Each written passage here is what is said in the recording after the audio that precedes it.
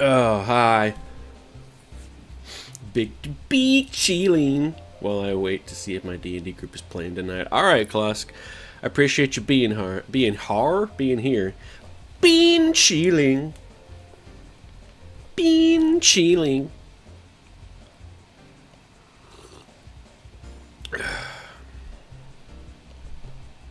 Whoa. What is this tea that I have just made? I already forgot the flavor. It's hibiscus something. I wish I could remember, but it's very good. Appreciate me being hard. Everyone appreciates you being hard, Klusk. It's okay.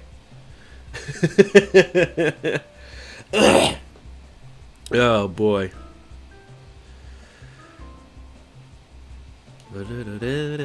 So, whenever we last left off, I had introduced y'all to the island of Terracier on the plain of Dominaria. In the multiverse of Magic the Gathering. Set hundreds of years after the Brothers' War, it centers around a younger man / older boy. I'm going to read Mini-Me, a story knocker. Alright, good luck, Jam. Main character's name is Joda. He has a mentor / teacher whose name I cannot quite remember. Hold up. Vaska is his name. And they were in the woods camping, and Vaska was trying to teach. Oh my god. I keep blanking on these names, man.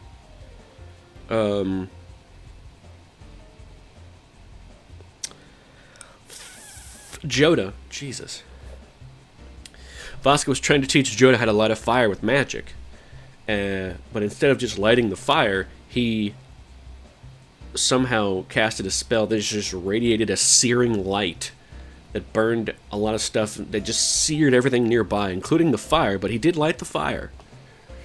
But as a result, the spell was so bright and widespread that the magic equivalent of the Catholics showed up and accused them of witchcraft.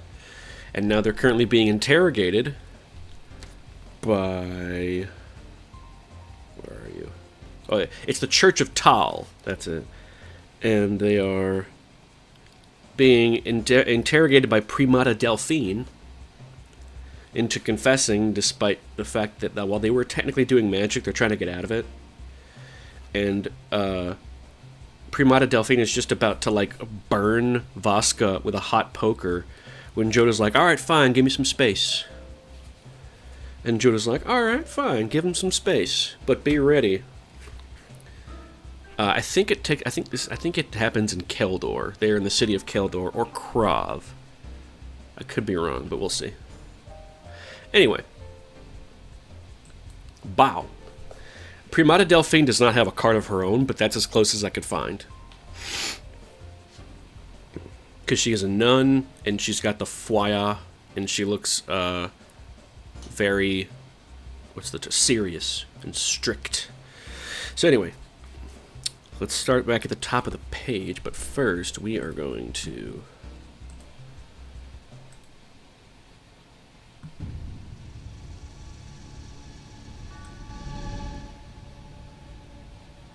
Let me know how that music... Let me know if the music's too loud. Anyway, alright. The Primata, he said... to the Primata, he said, Your Grace, I will need a bit of space for this. He looked at Vaska. Demonstration. The priestess of the Church of Tal smiled fully for the first time, and Joda thought her smile more frightening than anything he had seen in his young life. She reached out and handed the poker to Michelle, who dutifully returned it to the fireplace. Primata Delphine said, Give him his room, but stand ready. The heavy hands released him. Joda knelt on the floor and realized that part of it was carpeted, like a thick, heavy carpet from the north, perhaps from Giva itself. He smoothed out a patch of the rug in front of him and began drawing first squares, then circles, then squiggles in the rug's pile with his finger. Take careful notes, said the primata to one scribe, who was diligently attempting to record all of Joda's nonsense inscriptions. Joda's hands flew over the rug, then left it entirely, tracing symbols in the air. There were trees and butterflies sketched out in the air along with more squares, and for a brief moment, rude words spelled out quickly. Now Joda's mind was no longer on the movements of his hands. He was thinking of the manor lands again. He was thinking of home and unlocking the magic held in the memories of those lands. He could feel the power burning, the same power he had felt earlier that evening. Where are we?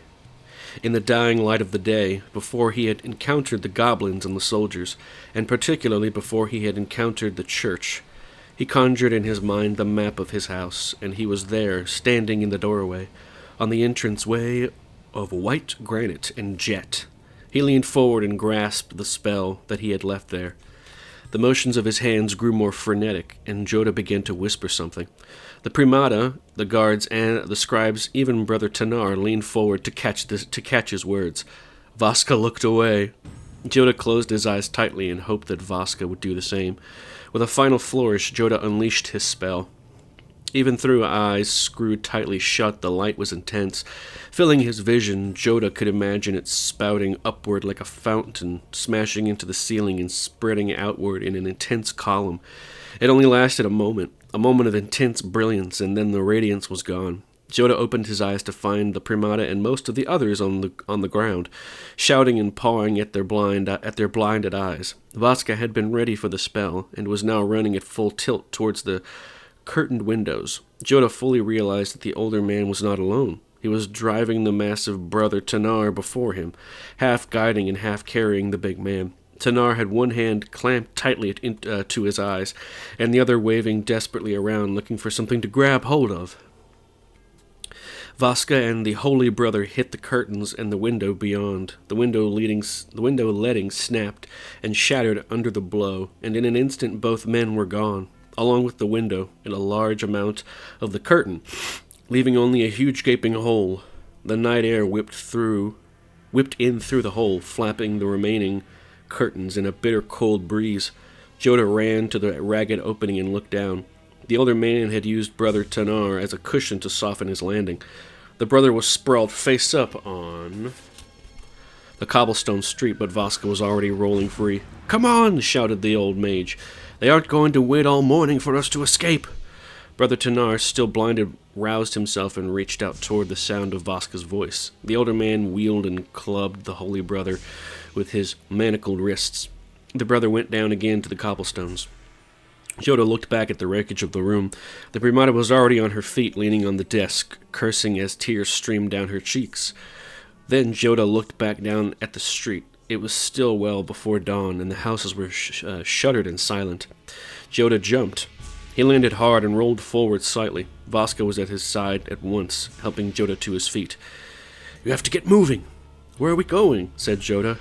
"We are not going anywhere," said Vaska, quickly but firmly. "You are getting out of here as quickly as possible. Steal some clothes, smuggle yourself out. I don't know how, but you're to get out of Aslor." That's where they're at. They're at Aslor. I, on the other hand, am going to find a blacksmith. He held up his chained wrists and shook them for emphasis. "Provided I can find one who does not believe too strongly in the Mother Church." "I'm going with you," said Joda. "No," said Vaska sharply. "Together they will spot us a mile off. I promised your mother I would protect you, and I'm going to do that, even if it means that I have to lead the church hounds away. Do you understand?" "But—" "No arguments this time," said Vaska, and Joda saw that the older man meant it. "The next big city-state is Ged, 3 days to the south and west. It's a port city. I'll meet you there, at the Harp and Peacock in 5 days' time. If I'm not there by the 6th day..." Vaska paused and cocked his head to listen for approaching guards. The only sound was the primata's distant cursing. "Listen to me. If I can't make it, there's a group of magicians. They are teachers and students, and they try to keep the flame of knowledge alive in these dark times. I want you to search them out. Do you understand?" Joda could feel the tears beginning to well in the corner of his eyes again, but from a new type of pain. He just nodded. "Good," said Vaska, with a smile in his voice. "You can do it, lad." You have the gift, the same as your great-great-grandfather.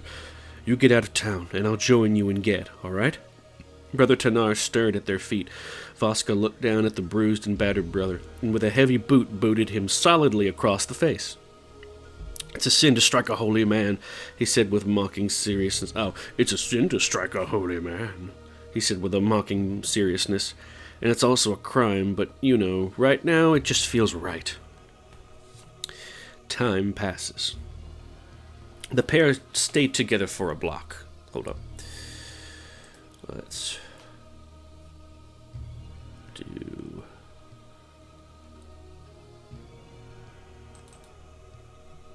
this one. Left a turn in my toilet. Okay. The pair stayed together for a block, passing shuttered windows and closed doors. The air puffed white in front of their mouths, and from afar off there were the first sounds of the city awakening. They came to a Y-shaped intersection. Vaska went right, pointing for Joda to take the left-hand fork. Both knew that within a few minutes, Aslorian troops under the firm command of the church would be swarming through the streets. Joda hesitated a moment and saw only Vaska's retreating back. The older mage did not look back. Joda took the left-hand fork. There was no immediate sound of pursuit behind them, and Joda willed himself to slow to a walk. A running man was always guilty, or at least remembered.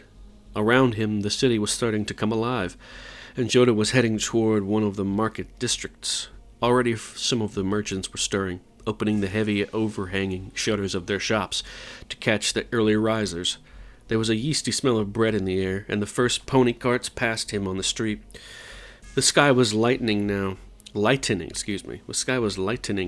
the gray dawn that seemed to forever hover in the skies over Terracier.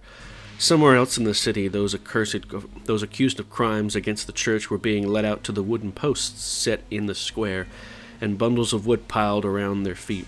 Joda wondered if Primata Delphine was overseeing that important ritual. No, he decided, she would be shouting at Brother Tanar for his clumsiness and barking orders at the Aslorian troops to find the prisoners and return them.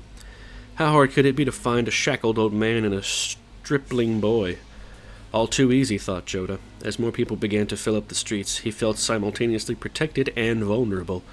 His presence on the streets of the city in the early morning would be less questioned, but any one of the people in the streets might remember him and pass on that recollection to the guards, who would come looking for him. They would have his description, both his and Vaska's.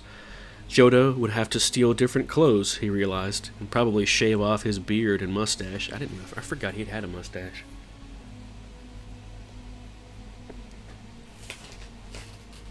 Also, hang on a second, I gotta blow my nose. I'm still snotty.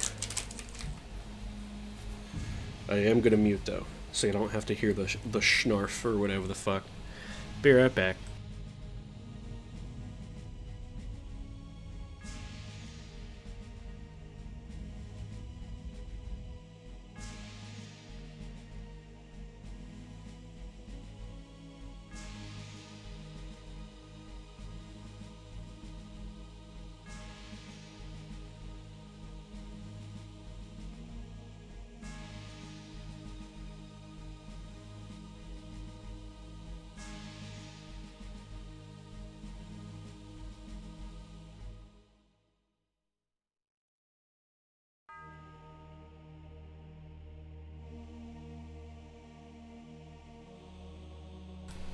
Okay, we're back.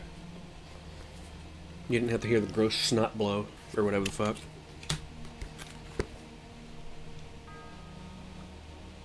Okay. Anyway.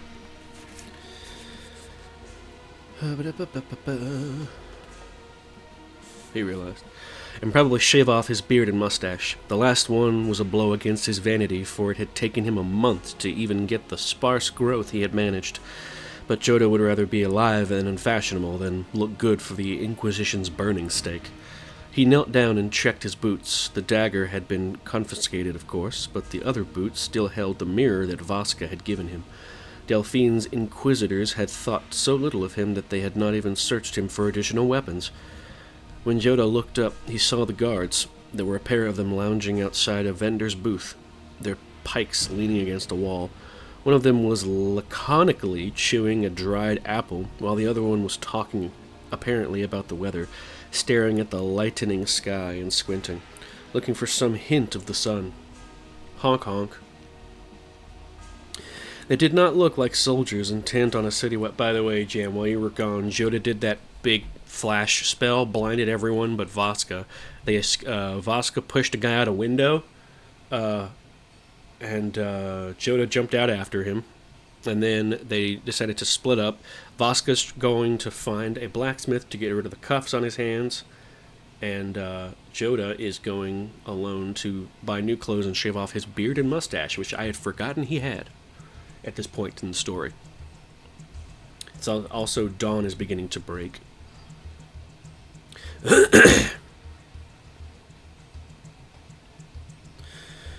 Let's see. They did not look like soldiers intent on a city-wide manhunt. Indeed, they did not look like they were intent on anything more than breakfast and the end of their shift. Still, Joda could not afford to be spotted. He rose slowly and backed up, first one step, then a second. Of course, the guards were not hunting him, and Vasca. Where could the two fugitives go? The city-state of Aslor was surrounded by walls 10 feet thick and gates mighty enough to withstand all the other city-states combined. It was said. The Primata did not have to send troops looking for her prisoners. She could wait until Vasca and Joda tried to leave the city and arrest them at those gates, or the escapees would have to stay within the city walls and wait for inevitable recapture. Joda took a third step back, and one of the guards glanced up from his apple. A young man walking backward would be suspicious, and Joda froze and tried to look at a point 5 feet to the left of the guardsman. The guard surveyed the area over the dried remains of his apple, then went back to his meal, as his partner still watched the sky for a break in the cloud cover. Joda spun on his heels and headed in the opposite direction, looking for the first alley to dodge down and hide himself in. There would be more guards in the merchant districts, he realized, as the various businesses would be accepting shipments and ready their stock for sale.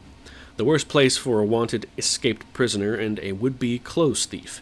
Better find somebody's newly washed clothes hanging out and do it soon, Joda thought. Disguised, he might be able to try passing unannounced out of the heavy gates of Aslor.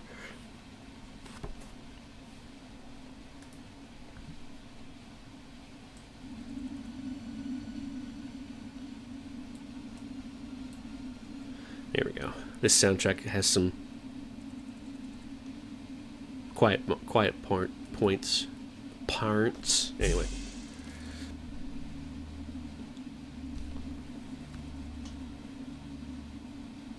Let's see.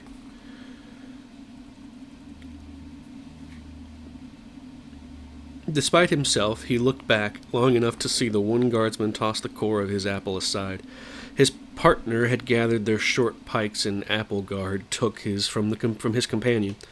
Then the pair of them headed down the street, toward Joda. A thin alley appeared on his left, snaking through a collection of fishmongers' shops, and Joda dodged down the narrow passage. He was convinced that the guardsmen had spotted him and were following, waiting for the right moment to strike.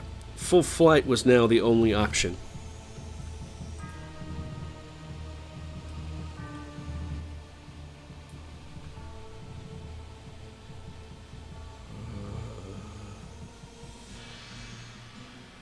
Okay.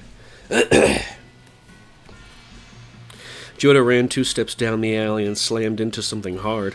He rebounded, falling backward on the fog-dampened cobblestones. The something he slammed into was covered with thick cloth, but beneath the cloth was the unrelenting firmness of granite. Joda looked up into the cowl of a hooded figure and wondered if he had run into a statue that had been wrapped for transport. Then the statue moved, and Joda tried to scramble backwards away from the thing. It was taller than Joda. Oh my god! It was taller than Joda, but hunched forward. Its shoulders were at the same height with where its hidden ears should be. Its face was partially concealed beneath a long, drooping cowl, but all Joda could see beneath the cowl were more rags wrapped around its face. Yo! It was robed in dark grayish rags, the same shade as the sky above them. The same colors Joda might have seen the night before, when something had tripped him in the forest. The ragged man held a long, blue-white, thin-fingered hand out. Palm down, fingers splayed. Joda froze in place. The ragged man brought his other hand toward what would be his face. A single elongated finger raised toward his hidden mouth. Joda stopped breathing. Whoa. I recognize those rags. Where are you? It's Ragman! Ragman! Love Ragman. Where are we?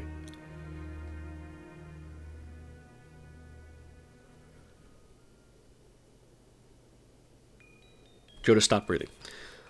With his first hand, the ragged man pointed toward the narrow entry of the alley. The two guardsmen walked past. One was walking slowly, the other still staring at the sky. Neither looked down the alley. Joda let himself start breathing again. He looked at the ragged figure in the alley. In the increasing light, the figure seemed to grow less imposing. He was tall, but more emaciated than powerful. He seemed solid, but the morning breeze tugged at the frayed hem of his robe.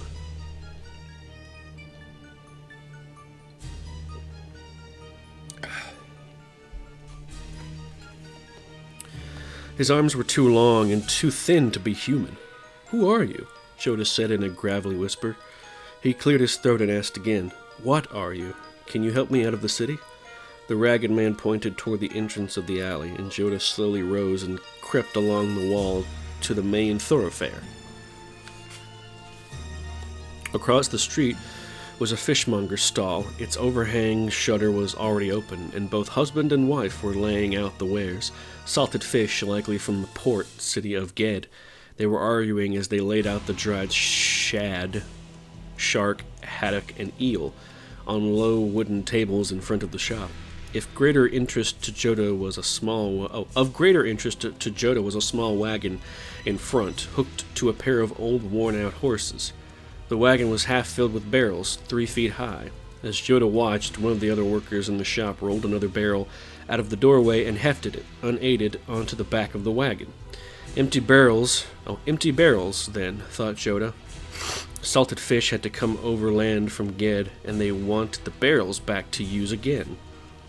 Empty barrels, heading for Ged. Joda turned to ask the ragged man what he thought, but the creature was gone. Only the gray walls, the shade of his tattered clothing, remained. There was a crash behind Joda from the direction of the fishmonger's shop. Something in the back of the shop had fallen, and both husband and wife bustled back to the scene of the disaster, leaving the front of the shop unguarded. Joda crossed the street and looked both ways. You gotta look both ways. The street was still mostly deserted for the moment, save for a few merchants worrying about their own stock. The young man clambered onto the wagon and pushed down on one edge of a barrel lid, the other end raised. It had not been set firmly because it carried nothing important. The unpleasant aroma of concentrated salt and ancient fish burned Joda's nostrils. Then don't breathe through your fucking nose. He looked around and there were no guards. No one paying attention, no one who apparently thought he was anything more than a workman rearranging the barrels. Joda stepped into the barrel and crouched down, refastening the lid as he did so. He lost the last bit of light as he heard the returning voices of the fishmonger and his wife. His barrel rocked as similar barrels and additional crates were loaded onto the wagon. After a short while, there was the cry of the teamster, and the wagon lurched forward. They moved agonizingly slowly at first, threading their way through the streets of Aslor. Twice they stopped, and Joda was sure that they were at the heavy, mechanically powered gates of the city. But each time they started up again, after a brief interruption. The third time they stopped, it had to be at the gates. For there were indistinct voices beyond the barrel. One was rough and guttural, the teamster himself. The other was equally rough, but authoritarian, perhaps the captain of the gate guard. There was the hollow noise of an empty barrel being thumped, sounding like a toy wooden drum. Then another, then another. A cold drop of sweat ran down Joda's back. The guards were checking the barrels. A Joda-filled barrel would sound very different from one containing only the odors of salted fish. The thumping got nearer, though it was erratic. Were they checking every barrel? Wondered Joda. Or were they checking only the ones that they could reach? Despite himself, he stopped breathing again. The barrel next to him was thumped, for Joda could feel the vibrations through the wooden sides of his hiding place. Then there was a pause, and Joda could hear only his heart pounding. Then another thump, this one on the other side of him, continuing thumps as they moved away from him. At last there was the authoritarian shout, and the wagon began to lurch forward again. Only then did Joda take a deep breath, and he had to fight to contain the gagging cough from inhaling bits of particulate salt and fish that had been within the barrel for far too long. Joda would get out of Aslor. He would be able to creep away from the wagon and reach Ged. Vaska would find him, and the pair of them would take a long sea trip, hopefully to some place where the church was not so powerful. But the first thing Joda would do once he got out of the barrel, he resolved, was to wash the stench of salt and fish off of him, even if he had to bathe in ice-cold water to do it. Not the cold plunge. Chapter 3, Alabaster Potions.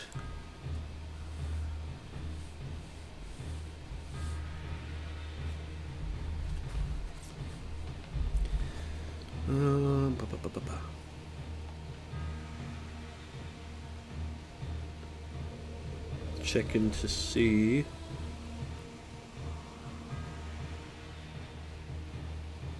if I need any more.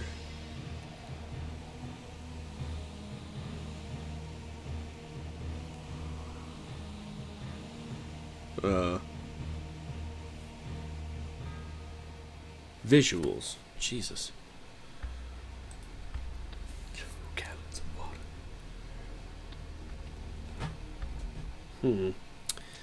Let me check the map, goof.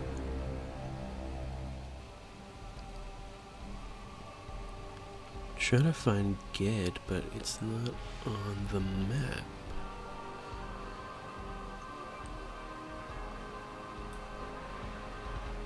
Huh.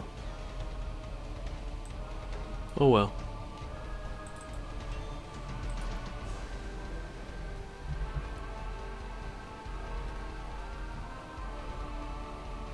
It was a port town.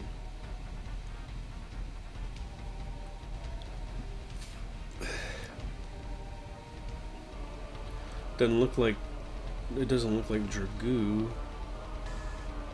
saved any port town pictures, so we're just gonna stick with this. Chapter 3, Alabaster Potions. Oh wow, yeah, it's got the dark symbol on it. Crescent moon and everything. Alright. I'm gonna grab some cough drops. Or, no, never mind. Forgot I ate them all. Note to self, get more cough drops.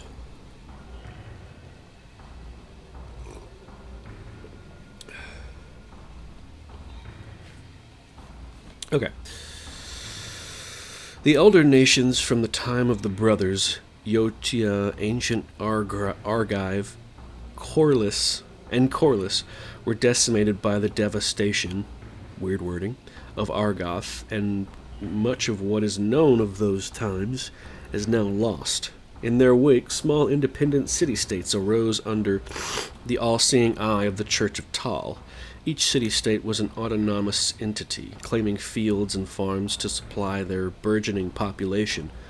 The bulk of that population lived tightly packed within city walls, so that plague and disease were more the norm than the exception. Vasca did not show up at Ged within the week, nor within the week following. By the third week, Joda was sure that something had gone wrong, and if there was no word by the fourth, he would go back to Aslor, Primata or no, and find out what had happened. Then the spotted plague hit Ged, and the city was sealed. As plagues go, the spotted plague was more of an inconvenience than a pestilence, but it was enough to grind the city to a halt. Once one's joints swelled up, one's brow grew warm, and the skin erupted in a myriad of pin-sized red dots. It did not kill anyone, at least not directly, but it left its victims weak and unable to protect themselves from other diseases. So the city fathers closed the gates, sealed off the districts within the city, and in a few cases quarantined and burned several afflicted households. The plague had several effects within Ged. First, it was assumed that it was brought from without, and since there was no sign of the particular disease from Aslor or the Giva provinces, it was settled that it had to be from far off Almaz. Several Almazi traders were stoned to death in the streets before the city's noble council banished natives of that nation for their own protection and shipped them out. As a result, there would be few ships from Almaz for a while. Second, the Church of Tal experienced an influx of new members as many stragglers of the holy flock suddenly recalled their devotion and crammed the temples and cathedrals in order to ward off the disease. Of course, some more cynical citizens noted that the close proximity with other plague victims might increase the chance of getting the spotted plague. Said cynical citizens also noted that, were they in the position of the church, they would deliberately spread such minor plagues to encourage the faithful. Of course, such heartfelt cynics had said such things very, very quietly and only to other cynics from whom they knew well and trusted. I got you. Oh, thank you for the cough drops, presumably. Third, there was an influx of enlistment in the armed forces of Ged. With the harbor and the gates closed, a lot of young men were no longer needed for the docks and fishing boats. Worse yet, the granaries were steadily dropping, and the army promised 2 squares a day, and that was one meal more than most young men were expecting in the first place. The army also had church healers and miracle workers that could keep the brunt of the plague at bay. And finally, most of the citizens, especially the cynical ones, agreed that once the plague was mostly past, there would be maneuvers to grab as much farmland as possible before the harvest set in. Itchy. Oh, there we go. There was a fourth effect of the plague, and one that most of the citizens would not speak of. With the plague, there was an increase of talismans, witch wards, plague wheels, and curatives within the city walls. All manner of potions, infusions, poultices, Poultices. Poultices, that's another new word. Nice.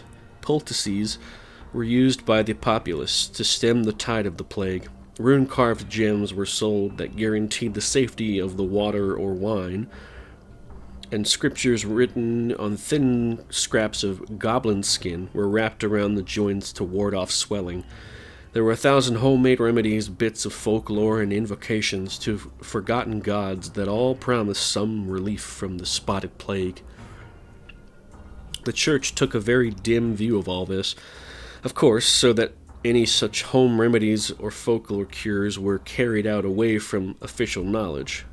All the potions, poultices, periapts, and phylacteries, I got that one, phylacteries nuts, were sold quietly and delivered in the dead of night.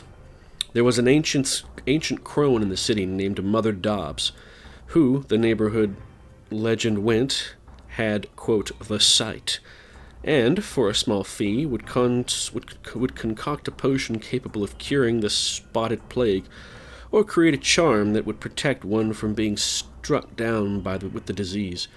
Yet those desiring the curatives might be unwilling to visit her house and sit down their money. A go-between was often needed, someone who was unafraid to walk the plague-haunted night streets of Ged. That someone was Joda. For the time being, at least until the plague flag over the gate was removed, and he could travel to Aslor, at least until he found Vaska again, and at least until he had saved up enough money to bribe his way on a ship out of the harbor. Each night he would take Mother Dob's folk cures around to those who were too timid or prudent to fetch them for themselves. He would pick up the packages as the old woman retired for the evening and set out promptly on his rounds. Well, almost promptly. Of late he had taken to examining the potions himself in his quarters in the attic of Mother Dobbs's house, before starting to deliver them. At first, he sought to understand the cures, but later, aided by his knowledge of how spells truly functioned, he began to try to improve upon them. Up till now, no one had complained. Joda had 3 deliveries this evening, for each of which he would be paid a few coins, and sometimes an extra copper bit or 2 for his trouble. He always nodded in thanks and blessed the buyer for his gracious donation, but he knew that a few extra bits of copper would not aid him if the church caught him walking the streets with packages of folk curatives tucked beneath his shirt. Each of the packages a drug runner. Each of the packages contained a gypsum bottle wrapped in a bedding of wool set inside a box made of thin wood, and the entire package wrapped in brown paper and tied with string. Within the bottle was a viscous mixture of yellow white, and gray-white fluids, that if left to themselves would settle in three bands. For that reason, Mother Dobbs instructed Joda to shake the packaging hard before passing it along, and instructed the buyer to consume the concoction as soon as he opened the package.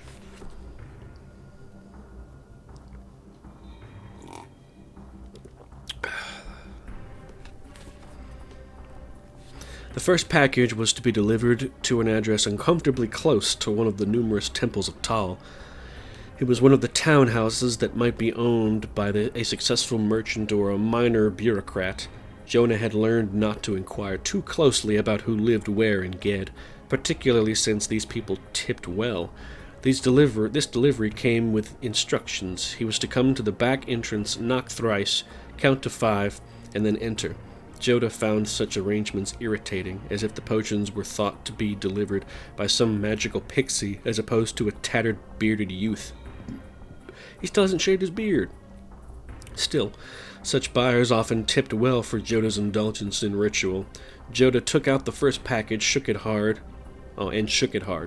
He knocked 3 times, "On the ceiling if you want me." He knocked 3 times slowly, then counted to 5 quickly. He threw the latch and opened the door to what seemed to be a servant's kitchen. The room was empty, the tables and cabinets cleared in anticipation of preparing the morning meal in a handful of hours. A work counter was set in the middle of the room, and the lone door out of the kitchen was opened a crack. There was money on the counter. Joda knew what to do. He set down the package on the counter and started to sweep the coins into his hand. Then he stopped. The money here was twice the normal price that Mother Dobbs usually charged. Was there a mistake? Wondered Joda, or had Dobbs raised the prices of her mixtures without telling him? Or was the rest supposed to be a tip? He paused for only a moment, and there was a voice from the cracked door. "Is there a problem?" The voice was soft and warm and feminine. Joda jumped at the sound of the voice, and looking up he saw the door swing the last fraction of an inch shut. Well, goddammit. Then he shook his head, swept the rest of the money into his hand, and left. He closed the door behind him, and was 3 steps away when he heard the bolt solidly shut. Shut home? Shut home. Weird. Joda looked at the kitchen entrance of the... Oh my god. The way these words are arranged is very strange to me. Joda looked at the kitchen entrance of the townhouse for a long moment, then moved on to his next delivery. The second package was to be delivered down by the docks. It was the area hit hardest by the plague, which was one of the reasons why the Almazi traders were blamed for the outbreak. He had to detour twice to avoid patrols of the night watch. In normal times, these consisted of 2 guards in black armor with green capes, generally bored and easily bribed. These were not normal times, however, and each night watch patrol was accompanied by a priest of Tal. This resulted in less boredom and less bribery, both of which disappointed the watchman to no end. As he moved towards the docks, Joda passed the first of the quarantine signs. If all the members of a family succumbed to the plague, the church reserved the right to mark the house as quarantined and was forbidden to make any outside contact. Those within the house were left to survive as best they could or to die of the disease. Then the house would be burned or ritually purified for future occupation. Damn, we doing Salem witch trials and the bubonic plague? Themes. All right. Joda noted that most of the quarantined houses were in poor areas, and that there were few in areas that were loyal to the church. The wealthy could afford the priest's blessing, and if anyone in the house was stricken, they could simply hire more servants. It did not surprise him that the address he was given was marked with a quarantine letter, the official document stamped with the double sunburst of the Church of Tal. In the darkness, the symbol looked like a blood-red set of eyes. Joda walked past the address, then doubled back. There was no one in the street, not even the occasional drunk. The priests had little love for the poor, so patrols were few and infrequent. He saw a flicker of motion out of the corner of his eye, and Joda turned. There was nothing there, but the hairs on the back of his neck rose. Since his escape from Aslor, he half expected his ragged guardian angel to reappear at any moment. But for the past few weeks, everything had been quiet. Was the figure that he had seen in Aslor and had seen in the forest when he was now convinced more than just a chance encounter? He had looked for the ragged man among the beggars and cripples of Ged, but had seen nothing that resembled him.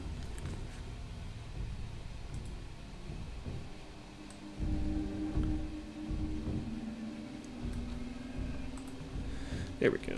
Just loud enough that you can hear it.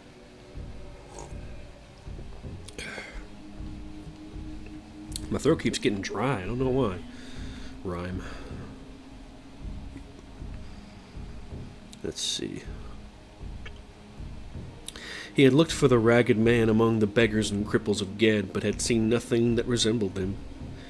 Joda leaned up against the wall across from the address and waited for a full 5 minutes, but the figure that flickered across the corner of his vision did not reappear, if it had existed at all. Then he crossed, removed the package, shook it quietly, knocked on the door. The door opened immediately about a foot. A warm blast of air tumbled out and wrapped Joda within a soft, enticing fog. Joda fought the urge to inhale the contagious air of a plague house. Slender, palsied hands, shaking from fever, appeared out of the darkness and grasped the package, trying to tug it weakly from Joda's grasp. "Payment first," said Joda, his voice low. One hand let go and retreated into the darkness, then returned with a pair of coins. "That's only half," said Joda, fighting the building urge to inhale and wanting to be away from the door when he did. "Please," said the voice, cracking wetly like a boil breaking open. "My boy is nearly dead. We won't live through the night without this." "That's only half," said Joda again. "I've nothing else," said the wet fluid voice. "When he's better, we can get the rest, please." Joda thought for a moment.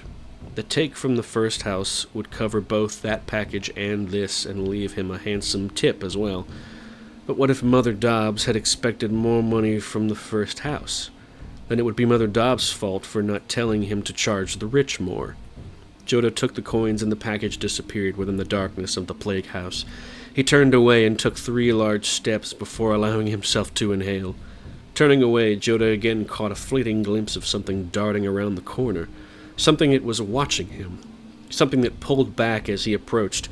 He walked toward the corner, but when he reached it, however, it was that...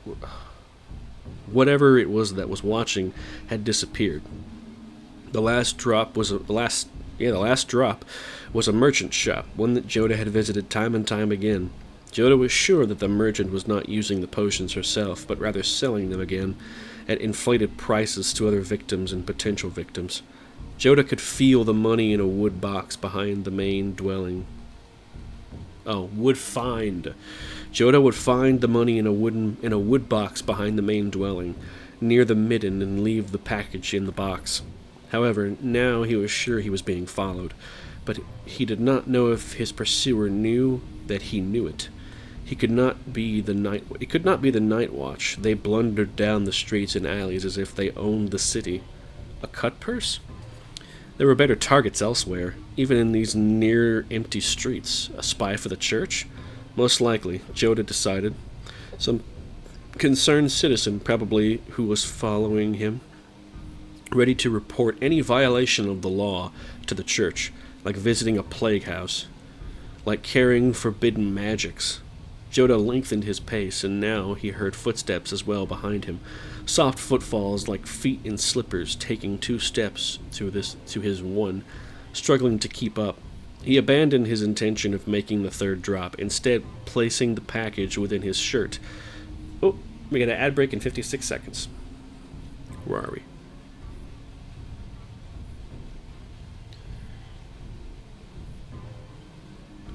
Joda took a right at the next corner, then right again. The footsteps kept up with him. He paused at an alleyway, then dodged down it, confident that his pursuer was behind him. The alleyway was narrow and descended almost immediately down a flight of stone steps, their centers worn by the passage of many feet so that it looked as if the blocks themselves had melted. Archways littered both sides of the alley, with doors set deeply back from the stairs. Early upon his arrival in Ged, Joda had slept in such doorways.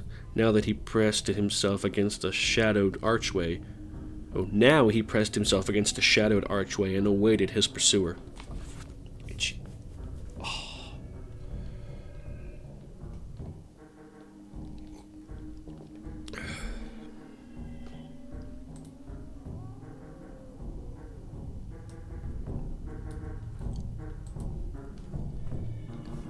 Ad break time. Good evening, VOD watchers. Hope you're doing well. I am doing pretty well. I just wound up donating a little late today. Just because I couldn't peel myself out of bed. It sucked.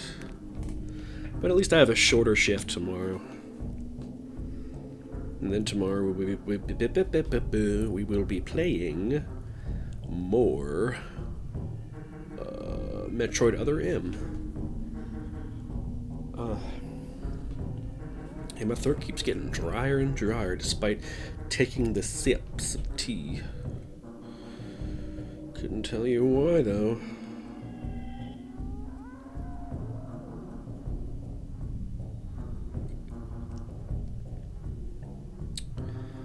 I don't get it.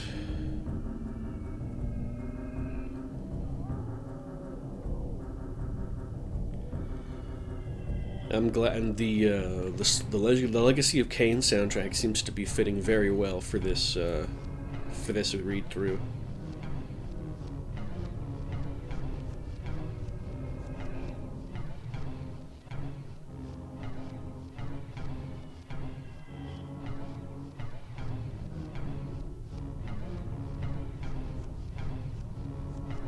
Okay.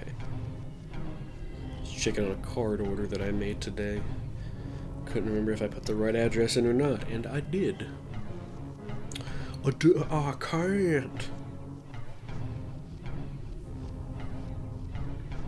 Johnny Derp.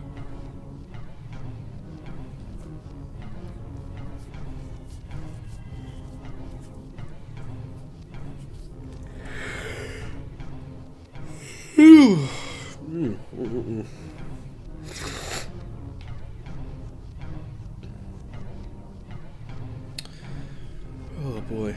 Try not to talk too much. Need to save that for the last half hour. No, for the last 35 minutes of stream. I may have to pause and go get another drink. I am just a sipping fiend over here.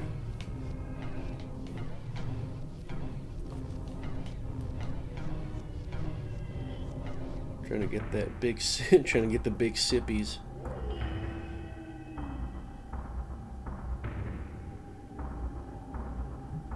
Alright, looks like we're back. Yeah.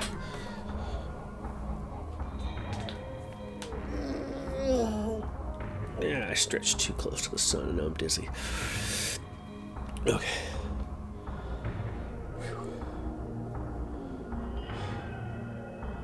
Habanero and lime, yep. Okay.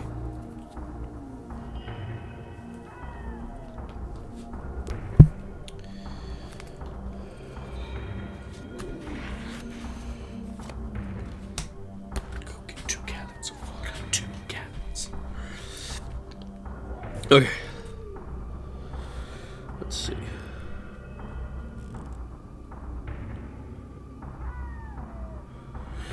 He did not have long to wait. There was a long shadow from the entrance of the alley that slowly moved toward him. The shadow diminished as it neared, until it was smaller than he was. Joda nodded to himself. At least it was too short to be his ragged guardian angel.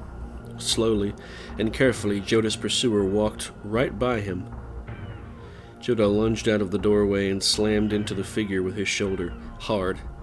It was his intention to knock this unknown pursuer to the ground, then hold him down until Joda found out why he was being followed. That was his intention, but the pursuer was too quick. The young man caught a portion of the figure's cloak, and then his pursuer wheeled, dropping neatly out of the way. Joda's own momentum threw him forward and down a few stone steps. He shouted as he tumbled and struggled to regain his balance. He finally slammed against the floor wall and felt something crack. A warm wetness dribbled out of the package held against his side, staining his shirt. He wheeled in place, but his would-be target had not moved from the spot. Instead, his pursuer stood in the darkness, waiting for Joda's next move. Joda shook the stars from the corners of his eyes and cleared his mind. He thought of his homeland and pulled from those thoughts the energies to power his magic. He had been practicing in Mother Dobbs's windowless attic, and could now pull the power of the land and think of his spell at the same time. He reached into the entranceway of his mental manor house and pulled forth the spell, and was too slow. As he readied the spell, the very ground seemed to slip away from him. It was as if the alley was a long rug and his pursuer had grasped one end of it and shook it up and down, sending a quick series of waves down its length. Joda's eyes told him that the alley was not moving, but his stomach heaved and pitched from the feeling that was being violently battered. All thoughts of his own spell were lost at that moment. Joda shouted and gripped the sides of a door archway in a desperate attempt to stay upright. Only slowly did the world stop spinning around him. The shadowy figure took 2 steps forward and held a hand, palm up, between the two of them. A small blue light flashed in the cup of that palm, illuminating them both. Joda saw a young female face, framed by dark hair that was cut in bangs. Oh, the skin was smooth, the features pleasing. If Joda were somewhere else, he would have thought to compliment the young woman, particularly if she was pursuing him. However, at that moment, the woman's soft lips were pulled back in a snarl, and her gentle brows were knotted in fury. "Who in Mishra's name are you?" she snapped. "What do you think you're doing?" "Doing?"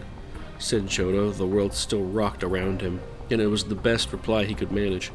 "The potions, you idiot child," said the young woman. "What do you think you're doing with those potions?" Joda blinked. "I just run deliveries. Don't know anything about..." And the young woman balled one hand into a fist, the one without the blue flame, and stomped her foot on the paving stones. "Don't play the fool with me, child. We don't have time for it." "I don't know what you're talking about," managed Joda, wondering if he could talk and call on his magical energies at the same time. Do you know what is in one of Mother Dobbs's potions?" he said, her voice dripping with venom. Joda flinched at the mention of the name, and she continued. "Yes, I know who you work for. I purchased one directly from the old woman a few days ago." Joda shrugged, and he continued. "Mare's milk, mineral oils, and the yolk of an egg. It could clear out your lower tract, but that's all. Do you know what the potions you delivered do?" Joda's back stiffened and a line of sweat dripped down his spine. He had been found out. There's an odd difference between the potions the old woman sells and the ones that are delivered in the dead of night. The ones you happen to deliver really work. They cure the spotted plague or whatever is afflicting the drinker. Joda mentally cursed himself, but it had seemed so obvious to try and help Mother Dobbs's potions with a little magic of his own. He had hoped to just make them drinkable. He had never thought the difference would be so incredible or so obvious. The woman was talking again. "And if I can figure this out, you can bet the church can figure it out." Again, she made the foot-stomping motion. "Who taught you to cast magic?" Joda blinked, suddenly realizing that he was being asked a non-rhetorical question. "Pardon?" he managed. The pursuer leaned close, and the light cracked in her palm. To Joda, it no longer looked like a flame, but rather a bit of a lightning bolt. "Spells. Who taught you?" Her face was stern and cold as a statue's. Joda leaned back. "I am Joda of Giva Providence. My master was Vaska." Now it was the woman's turn to be surprised. The dark eyebrows raised and disappeared beneath the bangs. "Vaska? Where is he?" "I don't know," said Joda. "Felton's cane and crutches, hilarious," she snapped. "Where is he?" "I don't know," said Joda, realizing that he was shouting now. He lowered his voice but did not soften his tone. "We were captured by the church in Aslor and escaped. We split up. He was supposed to meet me here. He hasn't shown." "Aslor," she said bitterly. Then she turned slightly and looked back toward the alleyway entrance. When she turned back, her face had changed, still serious but not angry. "We have company. All your shouting, no doubt. Stay put, I'll lead them off. I'll contact you later." With that, the blue flame was extinguished, and the woman became a cloak-shaped shadow again. She waved her palm upward toward Joda's face, and Joda caught a bright flash of blue light at the corners of his eyes. Then she was gone, almost flying down the broad steps of the alleyway. Joda tried to stand and follow her, but found that he could not. Whatever spell she had worked, it had robbed him of his ability to stay upright. He felt as if he was in the grips of a 3-day binge without the benefit of tasting the alcohol. Joda's stomach tried to climb up his windpipe, and he knew he would be looking at his evening meal if he moved too quickly. He seemed to be a localized version of whatever had knocked him off his feet earlier. Extremely localized and focused entirely on him. Defeated, Joda curled up in the doorway, hoping the world would stop spinning again soon enough. Damn. Your girl casted Hangover on him. Damn. That's when he heard the feet, heavy boots on the paving stones. He did not have to look up to know the night watch was coming down the alleyway. He could not do anything about it, even if he wanted. The voices of the watch drifted up towards him like bubbles. "What's this one?" said one of the guards. "Drunk," said the other, "or maybe drugged." "No," said a third voice, "something else." This voice was as sibilant as a snake's, and Joda shuddered at the sound of it.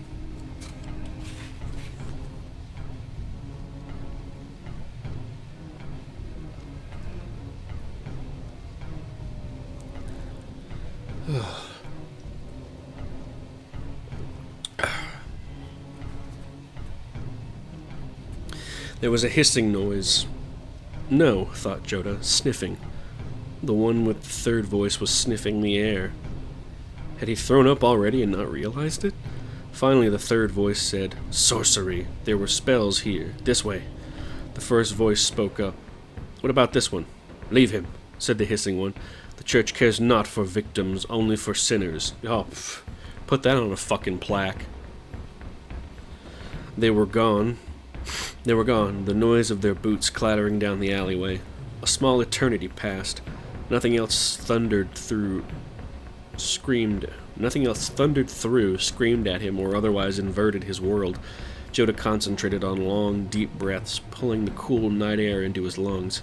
Finally, he dug out the mirror from his right boot. Even in the minimal light of the alley, he looked horrible. His face was pale and sweaty. His beard and mustache filling out nicely now looked like a black square framing cracked lips and a dry mouth. Joda stared into the mirror until his face regained something akin to a natural color. Then he slowly pulled himself up and staggered back toward Mother Dobbs's.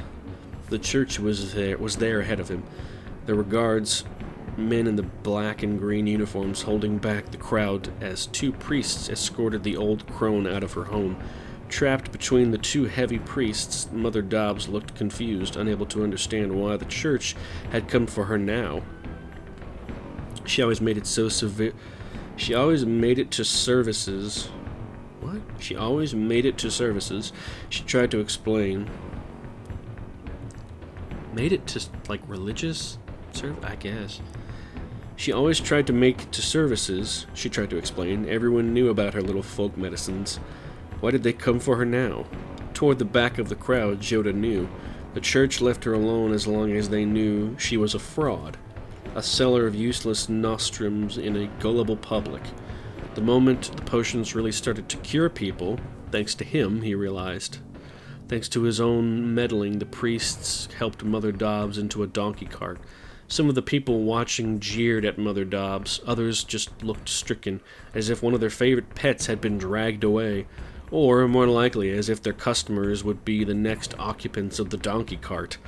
One of the priests cracked a whip, and the mule lurched forward, carrying off the confused old woman. The other priest nailed a quarantine sign on the front of the door. Emblazoned on the double sunburst of the Church of Tal, the seal was fresh and ran like wet blood. Blood is always wet. Well, no, I take that back. You could just say fresh blood. Come on. Then he followed the cart, intoning the praises and wisdom of the Holy Church. Itchy. Joda watched them go. Surely, he thought, they would let her go. They would find out that she had no wizardry in her, that her potions and nostrums were fakes. The magic sniffer would get nothing out of her but a bad headache from all the incense she surrounded herself with. They would have let her go after a few days, wouldn't they? Joda realized that once they knew that Mother Dobbs was harmless, they would go looking for the real wizard in the area, her supplies, her friends, her delivery boy. Joda looked at the blood-red seal of the church and bit his lower lip. The next morning, under an assumed name, he enlisted in the Ged army, and within the week, when the plague flag was finally pulled down, he was marching with a military unit north toward Aslor. Uh-oh. Not good. Itchy. Chapter 4, Spoils of War. I hate to cut it short, but my throat is still fucking not wanting to work properly. We're gonna have to call it a little early. At least I made it a full hour though. I just hate that I didn't have any cough drops handy. I should have bought some, but oh well. We finished 1.5 chapters. You know, I'll call that a victory. For now though, thank you all for watching. VOD watchers, you know the drill. To my left are some recommendations. One link is from me, the other one's from YouTube. Like and subscribe if you feel like it. If you don't worry about it. See y'all next time. Bye-bye.